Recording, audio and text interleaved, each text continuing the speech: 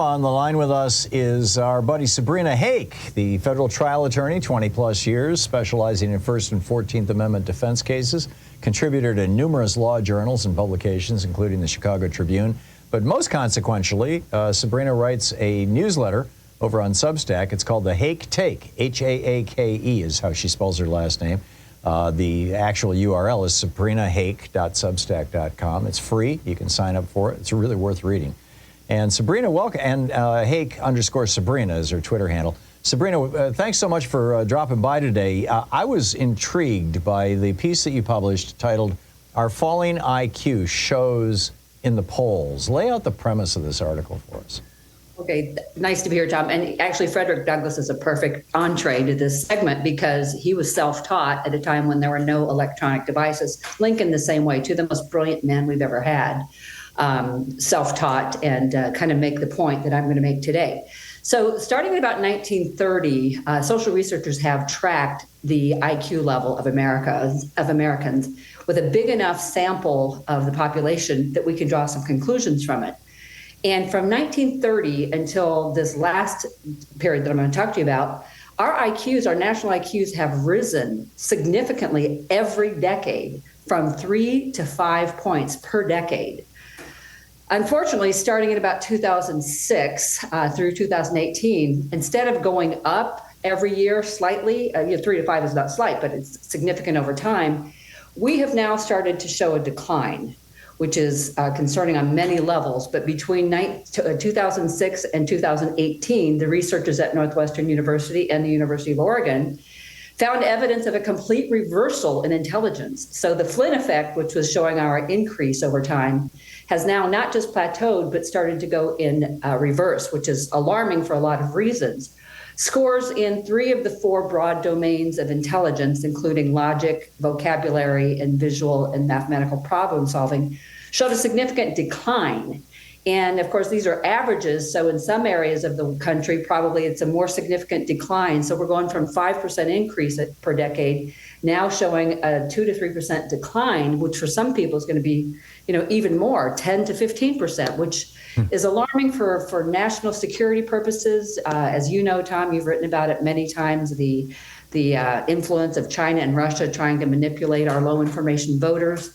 And getting a lot of traction, unfortunately, with the MAGA base. And it's really not about politics, it's about national security.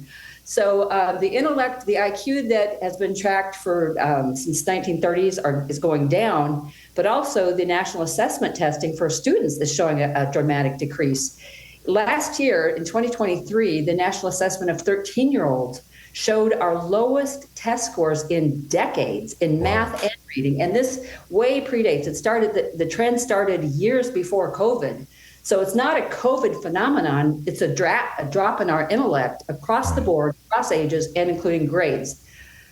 So what's causing it? I mean, people can point to diets and families, all kinds of... Legalized pot, some people have suggested. But this does seem to have started around the same time that the teenage mental health crisis started, and that seems to be tied to social media. Exactly. So about 2000 is the year when social researchers showed that a majority of Americans now had access to broadband access and had computer access in their home. And it's strongly correlates with when our intellect started taking a downturn.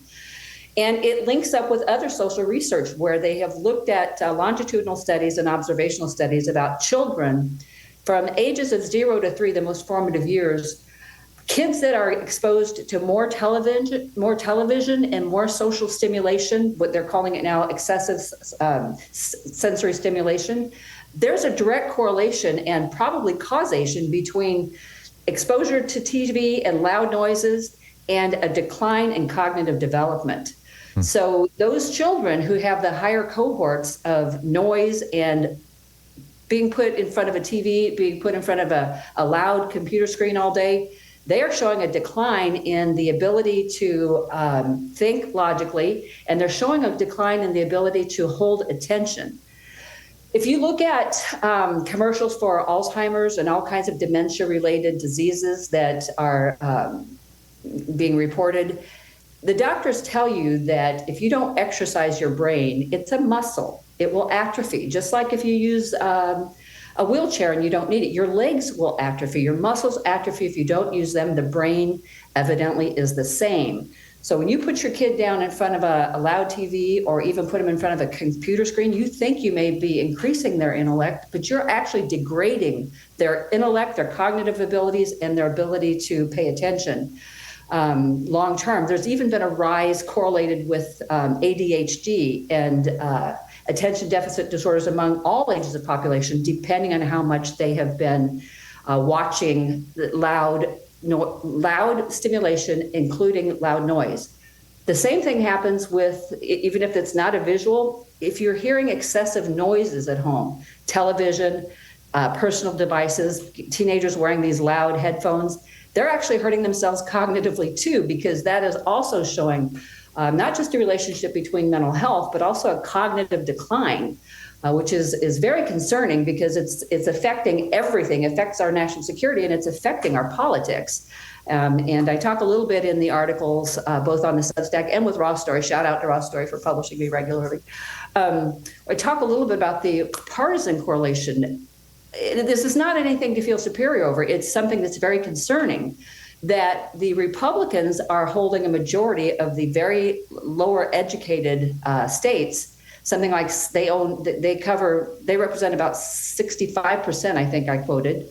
And then the Democrats have something like 78% representation for the more educated cohorts. And it's not a good news. This dichotomy is not good, because we need all of our population to be as educated and as well informed as possible, because as you know, less informed and less cognitively astute people are easier to manipulate. Right. Not just by foreign actors, but by what's going on domestically. I mean, half of the country that is looking at the polls is going to scratch at our heads and going, what on earth is happening? How can half the country be supporting someone that is hurting their interests? Someone who looks to the rest of us like a charlatan and a con man is now manipulating these people, taking their money and doing all kinds of things that will hurt them long run, and they don't seem to get it. So we need to figure out what to do about it. Right. So back in the 1930s, there was a minor moral panic hysteria, people suggesting that radio was going to destroy the ability of people to read, because there were all these, radio dramas were a big thing in the 1930s, and people were listening to the radio instead of reading novels. That didn't materialize. In fact, people continued to get smarter decade after decade.